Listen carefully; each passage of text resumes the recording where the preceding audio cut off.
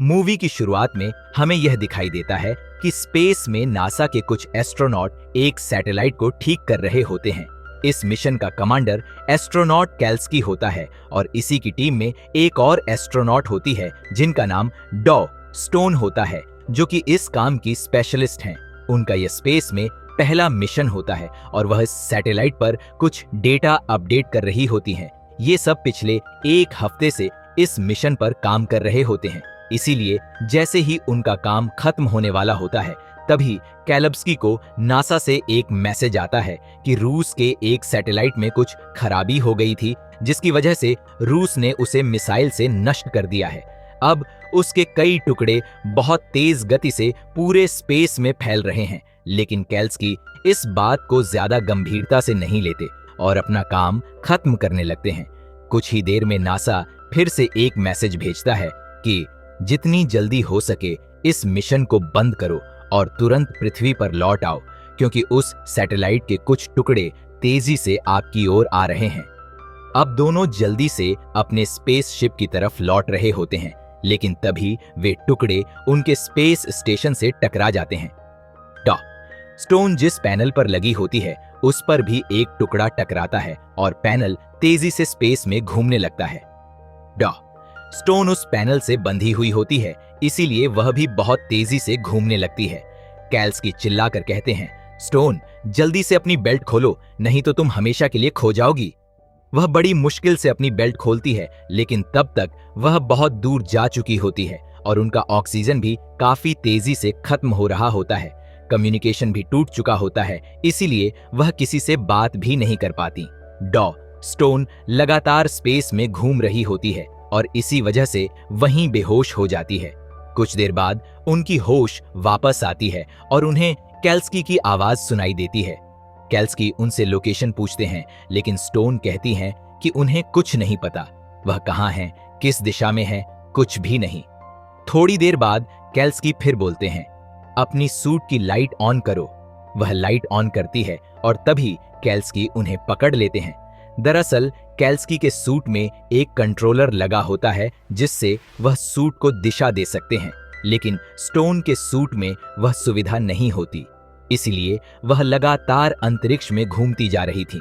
कैल्स्की उन्हें पकड़कर धीरे धीरे स्पेसशिप की तरफ बढ़ते हैं। बड़ी मुश्किल से दोनों अपनी स्पेसशिप तक पहुंचते हैं, लेकिन वहां पहुंचकर देखते हैं कि पूरा स्पेसशिप नष्ट हो चुका है और उनकी पूरी टीम भी मर चुकी है।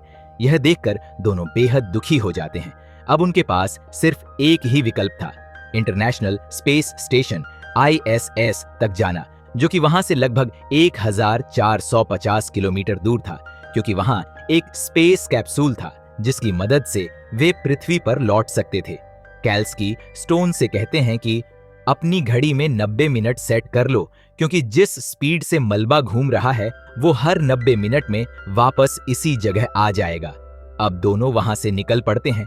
रास्ते में स्टोन की ऑक्सीजन भी खत्म होने लगती है और कैल्स्की के सूट का फ्यूल भी लगभग खत्म होने वाला होता है, लेकिन वे दोनों किसी तरह ISS तक पहुंच जाते हैं। वहां पहुंचकर कैल्स्की देखता है कि सभी लोग स्टेशन छोड़कर जा चुके हैं। जहां से पृथ्वी पर जाने वाला कैप्सूल होता है उसका एक हिस्सा वहां था ही नहीं और दूसरा हिस्सा पूरी तरह डैमेज था। उसका पैराशूट भी खुला हुआ था और बिना पैराशूट पृथ्वी पर लैंड करना नामुमकिन था।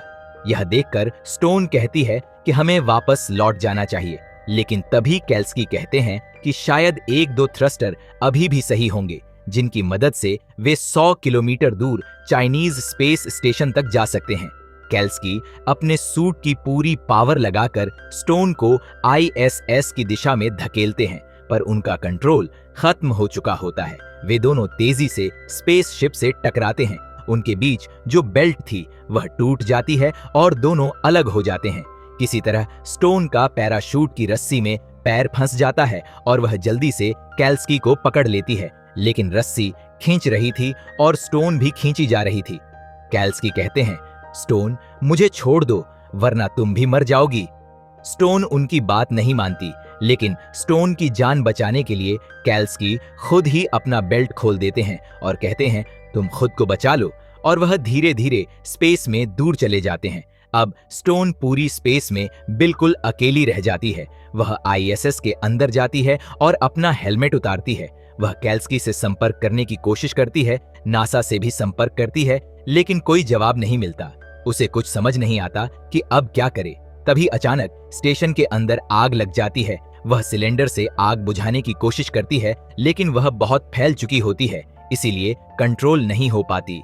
अब वह डिसाइड करती है कि किसी तरह चाइनीज स्टेशन तक पहुंचना होगा। वह बड़ी मुश्किल से कैप्सूल में जाती है और स्टेशन से अलग होती है, लेकिन थोड़ा आगे जाते ही कैप्सूल रुक जाता है और तेजी से वापस स्टेशन की ओर खींचने लगता है, क्योंकि पैराशूट की रस्सी अभी भी कैप्सूल से अटैच थी। वह बाहर जाकर रस्सी काट देती है, लेकिन तभी 90 मिनट पूरे हो जाते हैं और सैटेलाइट का मलबा फिर से लौट आता है। स्टेशन बुरी तरह नष्ट हो जाता है, लेकिन उसका कैप्सूल बच जाता है। इस टक्कर से पैराशूट भी अलग हो जाता है, जिससे उसे फायदा मिलता है। वह वापस कैप्सूल में जाकर इंजन चालू करती है, बट इंजन स्टार्ट ही नहीं होता।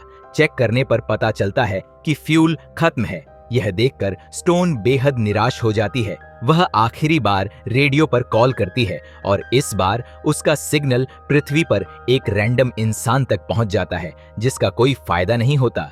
अब वह पूरी तरह से हार मान लेती है। वह कैप्सूल की सारी ऑक्सीजन सप्लाई बंद कर देती है ताकि धीरे धीरे मौत आ जाए। तभी उसे हल्यूसिनेशन होता है, जहां कैल्स्की उसके सामने आता है और उसे जीने की प्रेरणा देता है। जब स्टोन की आंख खुलती है तो वहां कोई नहीं होता, लेकिन इस सपने ने उसे जीने की नई उम्मीद दे दी। वह फिर से ऑक्सीजन ऑन करती है और डिसाइड करती है कि किसी भी हाल में चाइनीज स्टेशन तक पहुंचेगी। अब वह अपने कैप्सूल को चाइनीज स्टेशन की तरफ मोड़ती है। कुछ देर बाद कैप्सूल वहां पहुंच जाता है। बाहर निकलने पर वह स्टेशन के चारों ओर घूमने लगती है, लेकिन उसके पास एक गैस सिलेंडर होता है, जिसकी मदद से वह खुद को कंट्रोल कर सकती थी। सिलेंडर की गैस खत्म होने के बावजूद वह किसी तरह स्टेशन तक पहुंच जाती है।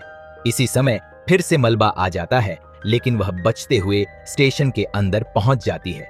समस्या यह थी कि यह स्टेशन पूरी तरह चाइनीज भाषा में था, एक भी चीज अंग्रेजी में नहीं। लेकिन वह किसी तरह कैप्सूल तक पहुंचती है और रैंडम बटन दबाकर उसे ऑपरेट करती है। आखिरकार कैप्सूल पृथ्वी की ओर जाने लगता है। काफी गर्मी झेलने के बाद कैप्सूल पृथ्वी के वातावरण में प्रवेश करता है और समुद्र में लैंड करता है, लेकिन कैप्सूल धीरे धीरे डूबने लगता है। वह बाहर निकलने की कोशिश करती है, लेकिन सफल नहीं होती। उसे लगता है कि अब यही अंत है, लेकिन वह आखिरी कोशिश करती है और कैप्सूल से बाहर निकलने में सफल हो जाती है।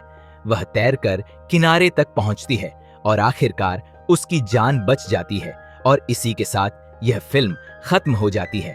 अगर आपको ये ग्रेविटी फिल्म की एक्सप्लेनेशन पसंद आई हो तो वीडियो को लाइक करें, चैनल को सब्सक्राइब करें और बेल आइकन दबाना न भूलें।